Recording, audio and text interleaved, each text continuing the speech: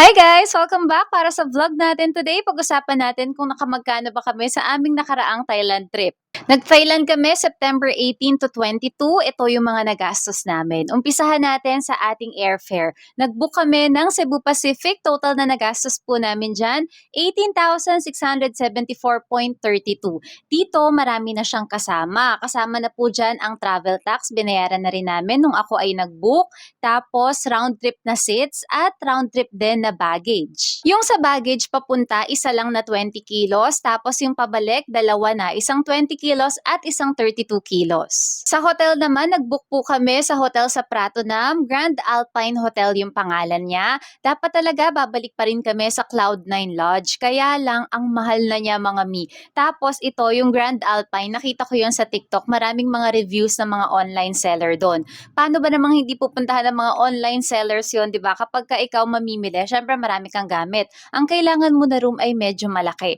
Tamang-tama sa Grand Alpine, napakalaki ng room nila mga sis. Malinis din naman. Yung CR medyo pwedeng sabihin natin 7 out of 10 yung CR nila, pero pwedeng-pwede na. Gulat kami dahil nga napakalaki ng room niya. Kasi 'di ba, syempre yung pinagbuka namin ng mga nakaraan sa Cloud9, maliit lang talaga siya.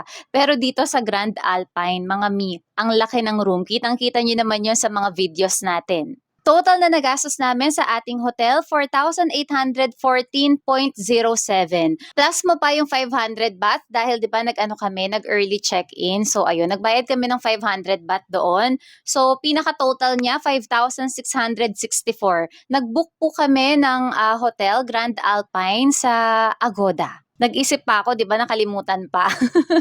Sa Klook naman yung binook namin, dalawa lang. Yung una dyan ay SIM card, 245.40 yung aming binayaran dito. Gumamit ako ng Klook points kaya mababa na lang yung binayaran namin. Tapos yung Pattaya Day Tour na mahal.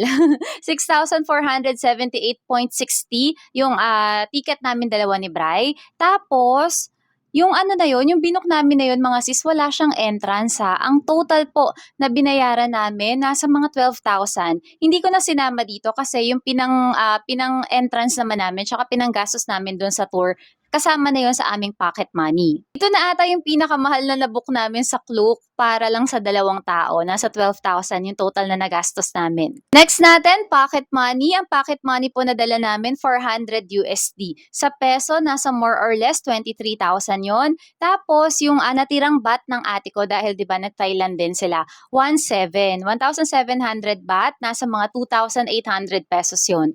Total na pocket money namin ay 25,800.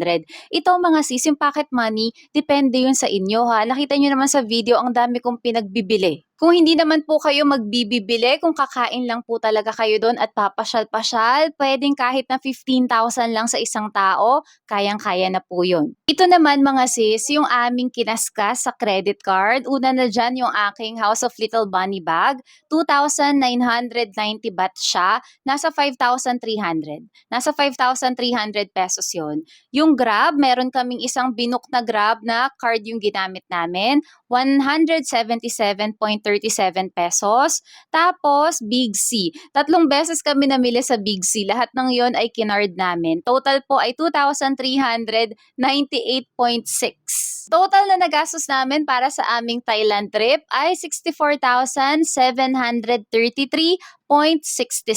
Lahat na to, yung pagbubuk pa lang, yung dala naming pera, pati yung mga kinaskas namin sa credit card, lahat-lahat na yon mga mi. At meron pa kaming natira na 1,000 plus baht. Hindi na namin siya pinapalit para sa susunod na pumunta kami. Meron na kaming kahit konti na baht, na pera hanggang sa makarating kami sa city or sa Pratunam. Nabitin kami ni Bri dito sa Thailand trip namin. Alam mo yung parang napakabilis ng oras.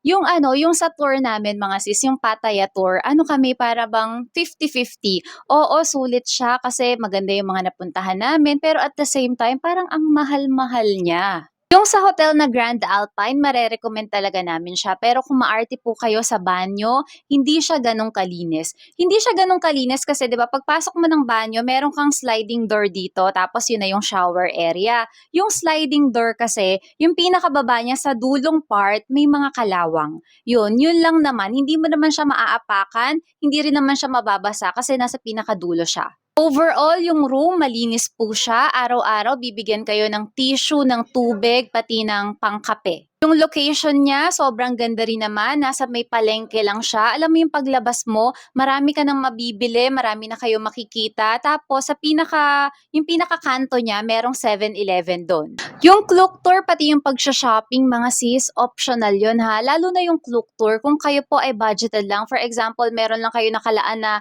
20,000 para sa inyong Thailand trip. Huwag yun ang kuhain yung tour. Mag-ano na lang kayo, mag-temple hunting na lang kayo doon mismo sa malapit. Marami naman. Yung pocket money namin na total of 25,800. So parang tig-ano kami ni Bri, tag almost 13,000 kami ni Bri. Napakarami na naming nabili, napakarami na rin naming nakain. Babalita ko na rin po sa inyo ang next na destination natin. Babalik tayong Taiwan sa November 3. Napakalapit na nun mga sis at ako po ay nagsisimula ng mag-empake. Sobrang saya namin, sobrang thankful kami kasi itong Taiwan tour na to ay sponsored. Mga sis, Diyos ko, hindi ako makapaniwala hanggang ngayon. Naimbitahan po tayo ng Taiwan government para mag-vlog doon sa Taiwan. Pinaka-favorite kong country, alam nyo yan. Lagi kong bukang bibig yan. Sipin nyo yun, maimbitahan kang mag-vlog doon sa country na favorite mo.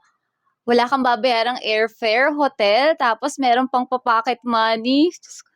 Thank you, Lord! At syempre, dahil yun sa inyo, dahil sa patuloy niyong panonood ng mga travel vlogs namin, siguro nakita nila, wow, ang taas ng views ng mga travel vlogs nito, kuhain nga natin sila. 'Di ba? Part kayo mga sis, kaya thank you po. Thank you, ang babait ninyo. So, paano? See you sa ating next travel vlog. See you sa Taiwan. Yun lang, bye-bye!